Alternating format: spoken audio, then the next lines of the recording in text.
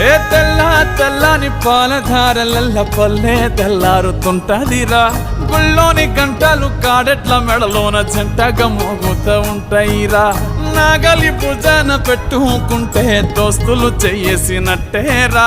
కొట్టు గోదా పక్కన ఉంటే కొండంత బలగం ఉన్నట్టురా.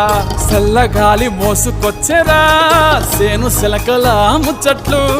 దారి పొడుగు చెట్ల కొమ్మలా రాలుతున్న పూల సప్పట్లు.